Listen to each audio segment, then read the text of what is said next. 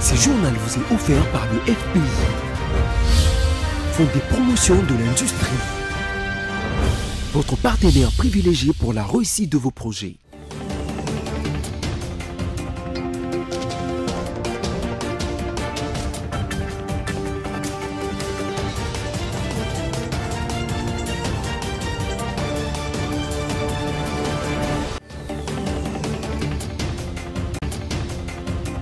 Bienvenue à tous à la rétrospective de cette semaine.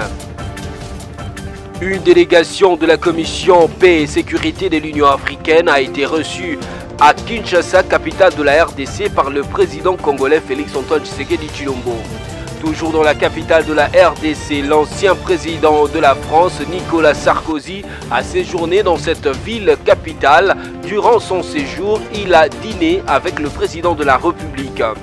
Toujours au cours de cette semaine finissante a été célébrée le 22 mars, la journée mondiale de l'eau.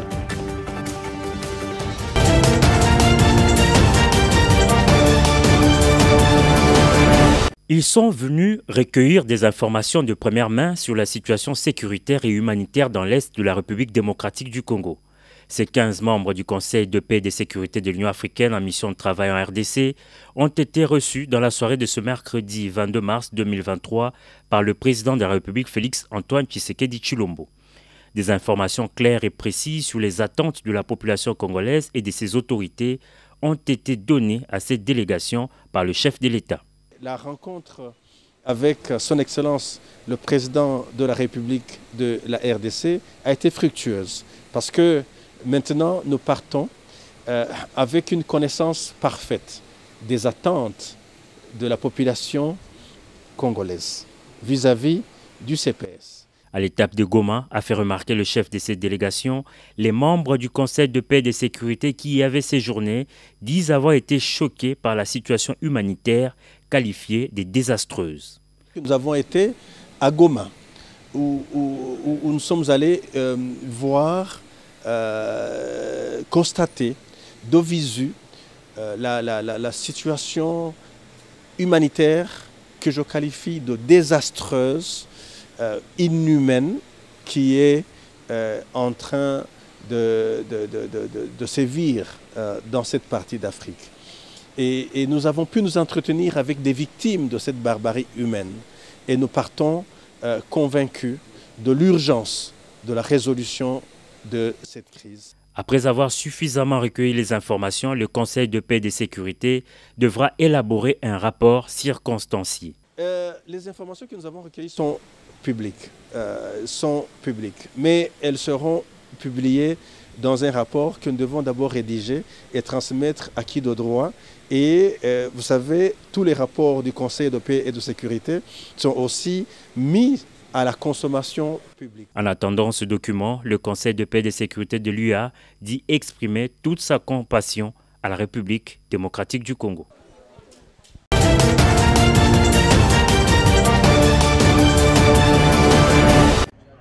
C'est une rencontre d'évaluation du processus de paix et de pacification de la partie est de la République démocratique du Congo, théâtre d'affrontement entre l'armée congolaise et les rebelles du M23, appuyés par l'armée rwandaise. Au menu de la rencontre entre le président de la République, Félix-Antoine Tshisekedi Tshilombo, et son homologue angolais Joao Lourenço, passer au peigne fin les différentes étapes franchies dans la recherche d'une paix durable sous les auspices du facilitateur désigné par l'Union africaine et l'EAC dans la crise sécuritaire entre la RDC et le Rwanda, parrain de la rébellion du M23.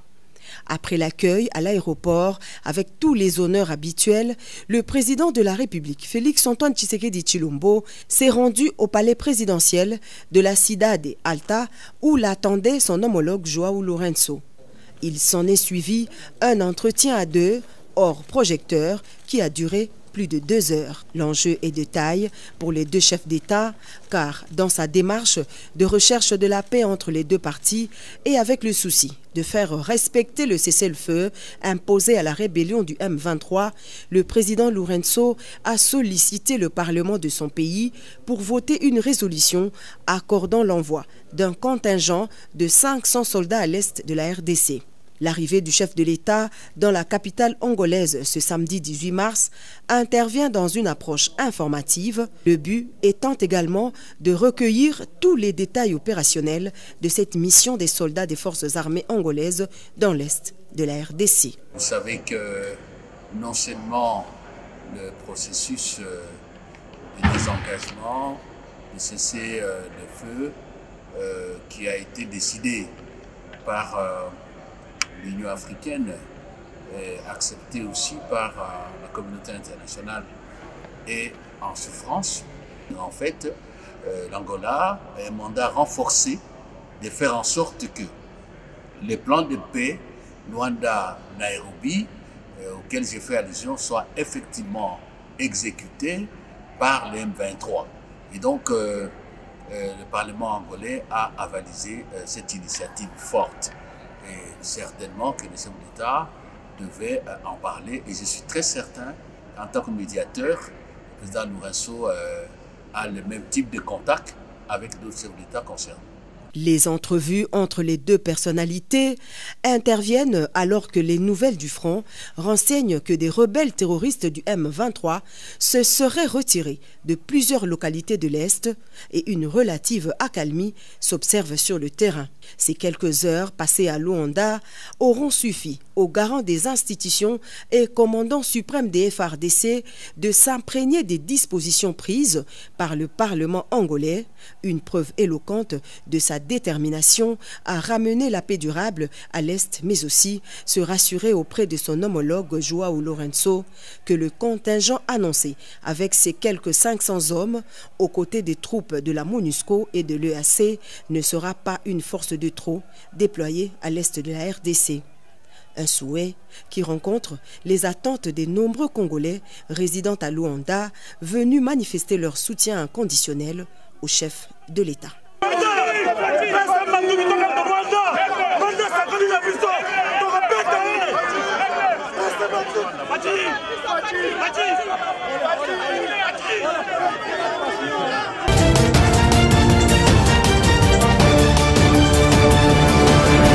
Je conduis une délégation de Leaders pour la paix, qui est une fondation internationale qui rassemble des personnalités d'expérience qui mettent cette expérience au service de la défense de la paix et qui cherchent à développer dans les situations difficiles des réflexions collectives pour trouver les chemins de la paix.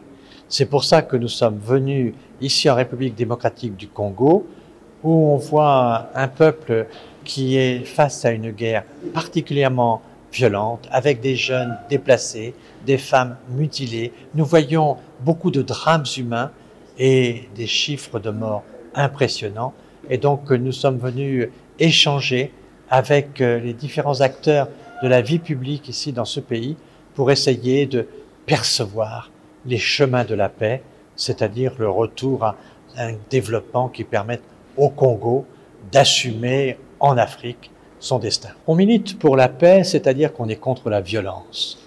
On accepte l'idée de la force, l'idée d'être capable, soit par la dissuasion, soit quand on est agressé, de devoir se défendre. Nous ne sommes pas des anges venus du ciel.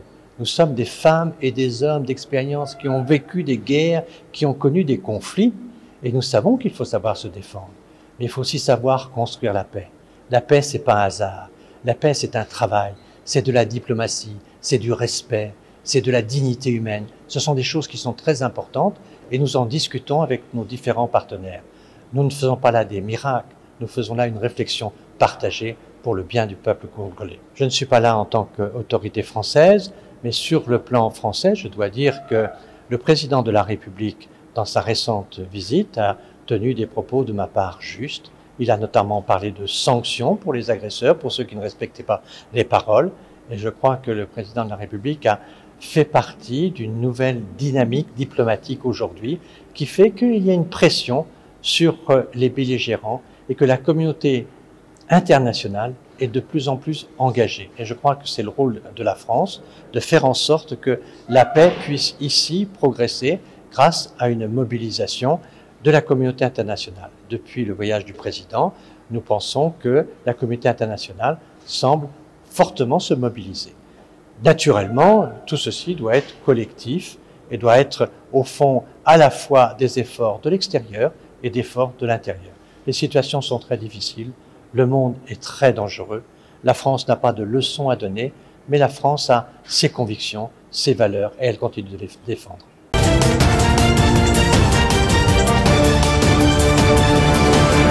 Dans sa communication à la plénière, le speaker de la Chambre basse du Parlement a porté à la connaissance des députés nationaux qu'au cours de cette session, lors du contrôle parlementaire, la représentation nationale va auditer tous les contrats miniers conclus avec les partenaires, dont le contrat chinois qui a privé à l'État congolais des recettes substantielles et nécessaires à son développement.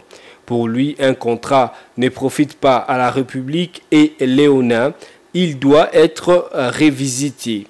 À scruter les documents mis à la disposition des élus du peuple, on y découvre que le projet de calendrier deux types de matières, dont les matières non législatives et législatives. Au chapitre de matières non législatives, le projet de calendrier prévoit 8 matières, entre autres l'examen de rapport annuel d'activité de la CENI, CNDH-RDC, CESAC, ainsi que le rapport synthèse des rapports des vacances parlementaires pour la période du 16 décembre 2022 au 14 mars 2023. Les matières législatives se répartissent en textes de loi transmises au Sénat pour examen en seconde lecture. 4 matières, dont le projet de loi autorisant la ratification du protocole de la Chambre africaine de droits de l'homme et de peuple relatif aux droits des personnes handicapées en Afrique. Au débat nourri, le projet de calendrier a été adopté par la plénière moyennant amendement et les matières réparties en commission parlementaire permanente. Par ailleurs, la loi sur la congolité sera ajoutée au calendrier de la session. Pour ce faire, le président de l'Assemblée nationale a demandé au député national Tsingi Pouloulou de déposer l'accusé de réception des dépôts de cette proposition de loi initiée par l'opérateur politique Noël Tchani Modianvita et a déposé par les députés nationaux Pichou Pouloulou Cerveau. Nous estimons que nous organisons les élections parce que le pays existe. Le pays est sous menace et nous sommes agressés et sous menace de la balkanisation. C'est comme ça que nous estimons que la priorité ne devrait pas être les élections. La priorité devrait être la question sécuritaire. Parce que si on ne fait pas ça, comment on va prendre ceux qui vont rester de l'autre côté? Parce que je l'ai dit, la carte que nous obtenons n'est pas seulement la carte d'électeur, mais aussi la carte d'identité. Dès lors que nous allons oublier, ignorer cette partie de l'Est du pays, c'est-à-dire nous consacrerons la balkanisation. Par conséquent, ce peuple-là ne nous pardonnera jamais du fait qu'on n'a pas compati avec ce peuple pendant les moments les plus difficiles.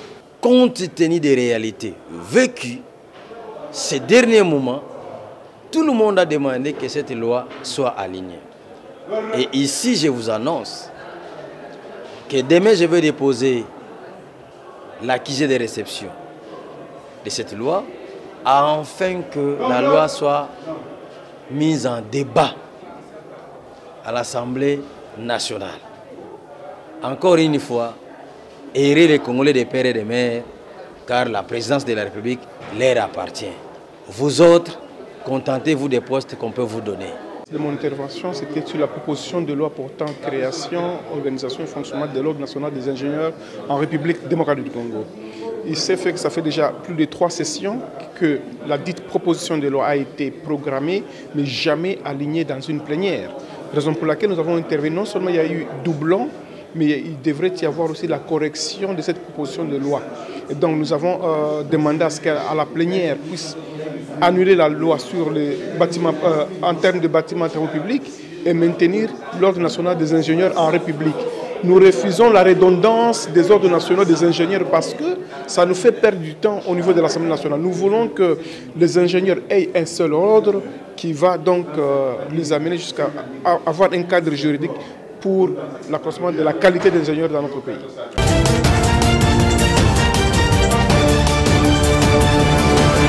Nous sommes en plein mois dédié à la femme à travers le monde et nos réflexions ont été axées sur la nécessité de pouvoir promouvoir le droit de la femme salariée ici en République démocratique du Congo. Et aujourd'hui, tel que vous venez de le voir, nous avons déposé une proposition de loi modifiant et complétant le Code du travail en vigueur en République démocratique du Congo, spécialement dans son article 130 alinéa 2, pour pouvoir intégrer le droit à la totalité de la rémunération due à la femme salariée qui prend son congé de maternité selon la loi ici en République démocratique du Congo. C'est l'essence du texte que nous venons de déposer au bureau et nous pensons que ce texte devra bénéficier d'un soutien d'une large majorité de femmes qui travaillent ici en République démocratique du Congo afin de pouvoir bénéficier de la totalité de la rémunération qui leur sont dues pendant qu'elles prennent leur congé de maternité. C'est un peu le sens de cette modification, car actuellement avec le code en vigueur, elles n'ont droit qu'à percevoir environ 66% de leurs revenus lorsqu'elles sont appelées à accomplir leur mission sociale de donner vie pour peupler le sol congolais tel que nous le déclarons chaque jour dans notre hymne national.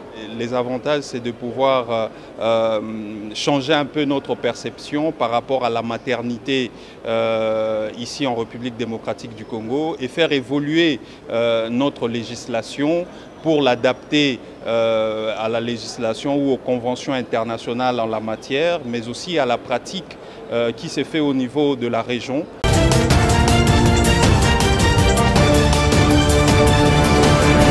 Vu l'urgence et la nécessité, sur proposition du Premier ministre, ordonne. Article 1er. L'ordonnance numéro 21/012 du 12 avril 2021 portant nomination des vice-premiers ministres, des ministres d'État, des ministres délégués et des vice-ministres est modifiée et complétée de la manière suivante. Article 1er. Sont nommés vice-premiers ministres et ministres aux fonctions en regard de leur nom, les personnes ci-après. Vice-premier ministre, ministre de l'Intérieur, Sécurité et Affaires coutumières, messieurs Kazadi, Kinkondé, Peter. Vice-premier ministre, ministre de la Défense nationale et anciens combattants, messieurs Bemba, Gombo, Jean-Pierre. Vice-premier ministre, ministre de l'économie nationale, messieurs Kamere, Lwakaningini Kingi, Vital.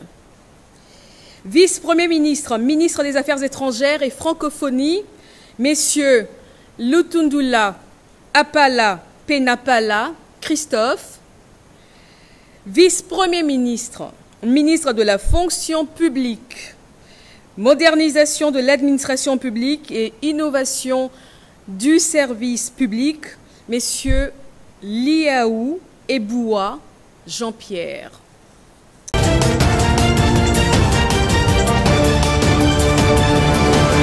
Nous saluons vraiment cette décision du chef de l'État en nommant des gens comme de Peter Kazadi à l'intérieur, de Jean-Pierre Bemba au ministère de la Défense et d'autres personnes là, vraiment, ils ont du pain sur la planche. D'autant plus que cette année, vraiment, s'annonce une année de turbulence, il faut le dire. Hein. Les années électorales, si je peux le dire, on ne doit pas toujours être pessimiste. Donc, on est optimiste par la volonté. Nous croyons toujours aux élections. Je pense que ce sont des gens qui ont quand même une expertise, qui ont l'expérience. Je pense à maman ministre du portefeuille, Madame Adèle Kainda, princesse, qui a une expérience avérée. Également Jean-Pierre Bemba Gombo, vice-premier ministre de la Défense. Il est nommé au bon moment et à un bon endroit. Pourquoi nous le disons?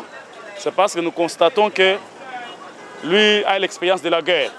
Et comme notre pays est agressé par le Rwanda via M23, c'est une bonne occasion, enfin, de bien travailler avec nos vaillants FARDC pour mieux débouter dehors. Basunga ne biso ne bana mboka. Basunga biso soki ba travailler pe na bosolo nzambe pa kopambola pe bango. Donc basunga biso ba bongosela biso makam parce que to vivre beke ba kopya te misala ezate tout ça. Donc nzamba sunga bango bato ba nommé to yi bango nde baza. Mais suko ba ko nommé bango sur ma poste moko ya likolo.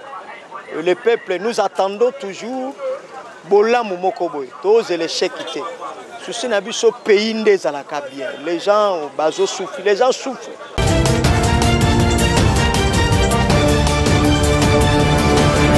L'ancien président français Nicolas Sarkozy est arrivé à Kinshasa pour une visite privée avec le chef de l'État congolais Félix-Antoine Tshisekedi Tshilombo.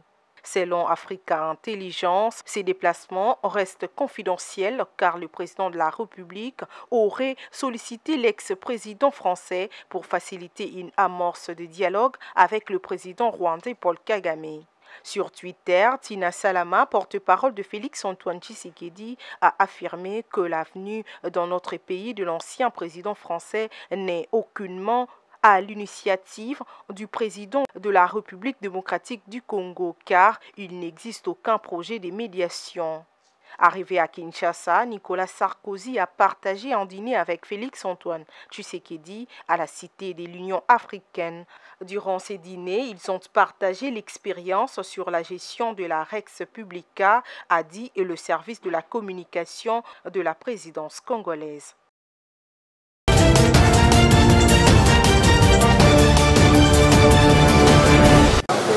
S'il n'y a pas d'intérêt qui compte entre nous et la France, ça ne sert à rien de nous envoyer des gens. Si le président était passé, si le président Macron était passé, ça suffisait déjà. À mon avis, M. Sarkozy, moi je peux dire qu'il n'est pas le bienvenu à mon avis. Il ne faut pas oublier que c'est les Français qui sont derrière tous ces problèmes. Ils doivent savoir ça. Tous les Congolais le savent bien. Derrière tout ce qui se passe à l'Est, ce sont les Français qui sont derrière. Il ne faut pas oublier le passage de Sarkozy ici au Congo. Moi, je ne pense pas que ça va faire quelque chose. Si nous, les Congolais, nous ne prenons pas en charge nous-mêmes notre problème, il ne fera absolument rien. Donc, sa visite pour moi, ça ne vaut absolument rien. Bagaso moni mwana ya soso atomisi nzungu seke mamani aza en fait na sima barwandais bamindele mbalora donc oya donc solution africain je crois pas que le pas mindele pour nous les Africains dans la conscience de que ça armée na biso la armée moko solide et bang ça même bamindele là ndi lutika pour la solution qui est politique pour bon na sepeli nango comme qualité parce que debi ka solution kozala manango te po roi oyo nano ayaki awa oyo akokoyela biso solution tomoni yango te pape lisusu oyo azaki mosali ya nzambe ya monene na kati ya monde akiti mpena na mboka na biso oyo toyebi ke apôtre moko boye ya nzambe akiti awa seke eza mboka moko eza béni mais tozomona bénédiction donc on doit d'accord.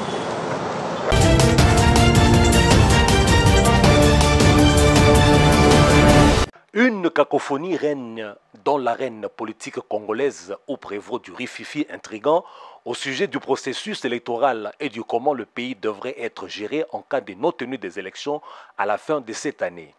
Les acteurs politiques les plus en vue sur le plan médiatique ne partagent pas la même analyse sur la possibilité ou l'impossibilité de tenir les élections cette année alors que le pays est agressé au Nord Kivu. Si à l'Union sacrée, de plus en plus de voix s'élèvent pour que les élections soient ajournées du fait de l'occupation d'une partie du pays par les rebelles du M23 qui empêchent aux Congolais de ce coin du pays de se faire enrôler, dans les rangs de l'opposition, il y a divergence de vues sur la question. Si au PPRD ou au FCC, on partage la même analyse qu'à l'Union sacrée à quelque chose auprès, les autres opposants, eux, ne jurent que par la tenue des élections cette année pour respecter le fameux délai constitutionnel. Les observateurs se demandent si, dans un camp comme dans l'autre, on ne s'efforce pas de tirer profit de cette situation de guerre. Le régime pour obtenir une prolongation du séjour au pouvoir, l'opposition soit pour obtenir l'évincement du régime Tshisekedi en faveur d'une transition sans lui, soit pour exiger le dialogue durant lequel seront discutées les modalités de l'exercice conjoint du pouvoir en raison de l'expiration du mandat de Félix Tshisekedi sans qu'il ait pu organiser les élections. Même sur ces derniers points de vue, les opposants sont divisés. Les uns catégoriques, ne jurant que par une transition sans Félix Tshisekedi, et les autres préconisant une transition avec Félix Tshisekedi.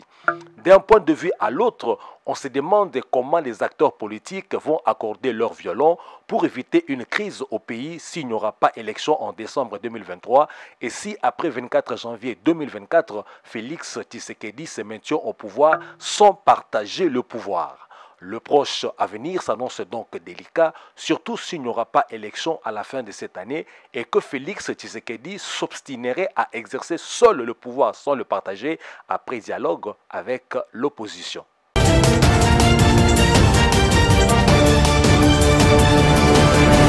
C'était dans la salle Naomi de Béatrice Hôtel, située dans la commune de la Gombe, que s'est déroulée la cérémonie de la 4e édition de la Foire des femmes des médias, organisée par l'Association congolaise des femmes de la presse écrite ACOFEP en sigle, sous le thème « Participation des femmes de médias au processus de résolution des conflits et maintien de la cohésion sociale pendant la période électorale, apport des technologies et de l'information ». Présents dans la salle, les ministres de numérique et plusieurs partenaires des ACOFEP, à savoir les directeurs de personnel d'Internews RDC, la directrice adjointe des USAID, ainsi que les journalistes de plusieurs médias congolais. Prenant la parole, la présidente des ACOFEP qui a martelé les rôles de la femme au sein des rédactions des médias. Ce centre de dialogue et de partage d'expérience, instauré depuis 2020, avec l'initiative de notre partenaire technique Internews, a permis aux femmes de médias à s'auto-évaluer en termes de compétences et de reconnaissance du pouvoir de la femme de médias dans les instances de prise de décision au sein de l'élection. Karim Bernard, directeur du personnel d'Internews RDC, s'est exprimé en ces termes. Nous, on est toujours très contents de pouvoir appuyer les foires des femmes des médias. Il y en a une, la 4e à Kinshasa. On en a aussi organisé à Lubumbashi et à Bukavu. Donc c'est vraiment, on espère que ça va devenir quand même une sorte de phare, un moyen pour que les femmes puissent discuter des grands problèmes des médias, de l'information, de la participation des femmes dans le débat public. Notons que cette activité entre dans le cadre de la clôture du mois de la femme.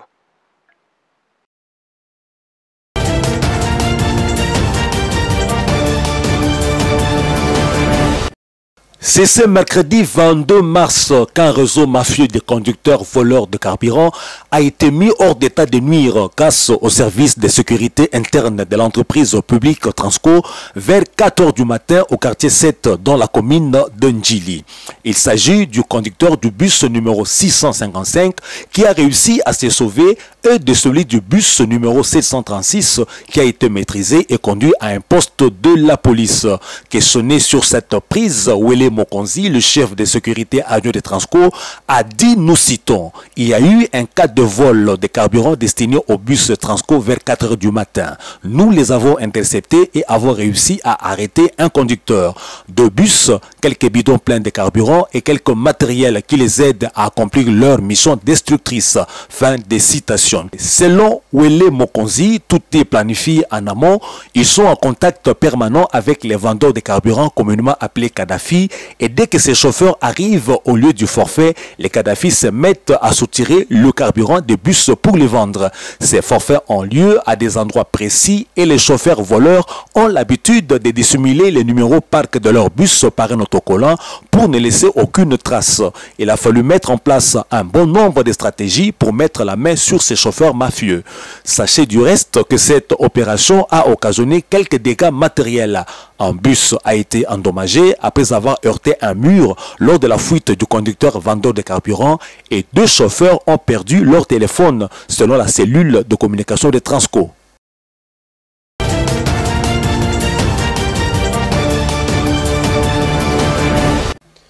Une délégation composée de 4 membres de la coalition des organisations de la société civile contre la torture et traitement cruel, inhumain et dégradant, dirigée par l'ONG Arche de l'Alliance, a effectué une descente auprès du procureur général du parquet de Ndjili, Ngenda Makonda Géry, procureur de l'Ansélé, pour mener un plaidoyer en faveur de l'effectivité de l'assistance des détenus par les avocats pendant l'instruction pré-juridictionnelle sans leur demander d'être passifs de ne pas intervenir. Le droit de leurs clients sont en danger d'être violés par les OPJ et OPM.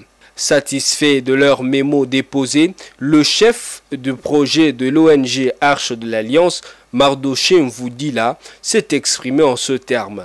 Le procureur de la République nous a reçus. Il nous a reçus, vraiment tout s'est bien passé. Il est courtois et tout s'est bien passé parce qu'aujourd'hui il y a plusieurs missions qui ont été organisées, des descentes à travers la ville-province de Kinshasa, à Bumbu, à Ngiringiri, à Massina et puis à Lantélé. Et aussi ici en Ndjili. Donc ça a été un succès pour nous de rencontrer toutes ces autorités et ils ont reçu les mémos, ils nous ont promis de faire de leur mieux pour que la situation puisse changer et que les détenus au niveau de la phase pré-juridictionnelle soient assistés par les avocats. Il s'y est de noter que plusieurs actions ont été menées par l'organisation de la société civile mardi dernier dans le but de plaider et vérifier si les différents droits des personnes privées de liberté sont respectés pendant la phase de la procédure judiciaire. Les enquêtes ont été menées et réalisées dans 4 communes de zones d'intervention du projet Restore 2021 à 2022.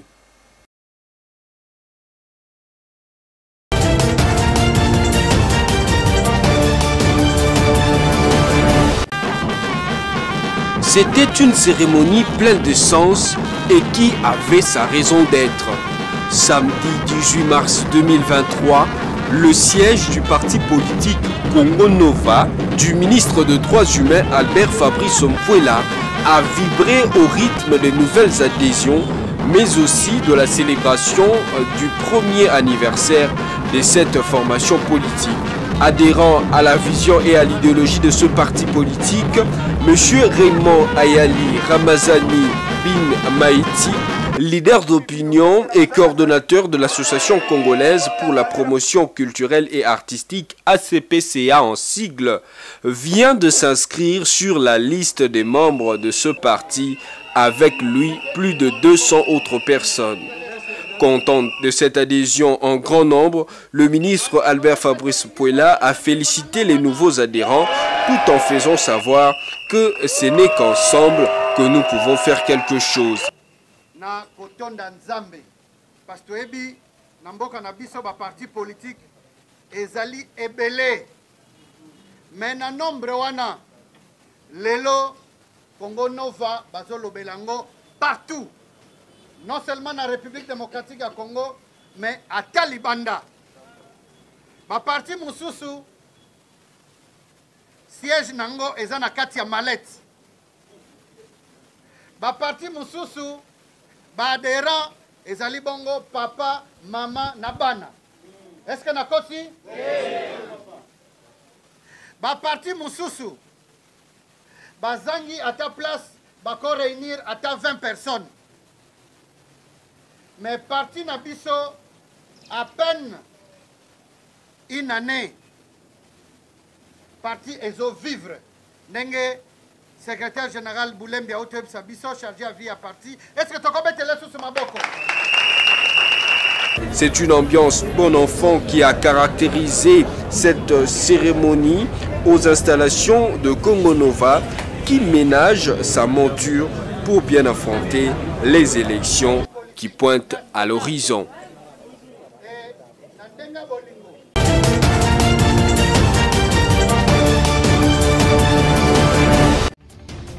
Place à présent au rappel de principaux titres.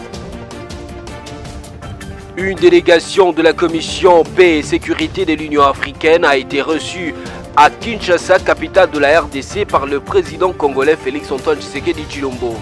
Toujours dans la capitale de la RDC, l'ancien président de la France, Nicolas Sarkozy, a séjourné dans cette ville capitale. Durant son séjour, il a dîné avec le président de la République. Toujours au cours de cette semaine finissante a été célébrée le 22 mars, la journée mondiale de l'eau. Voilà que s'achève la rétrospective de cette semaine. Merci de l'avoir suivi et surtout, bon week-end chez vous.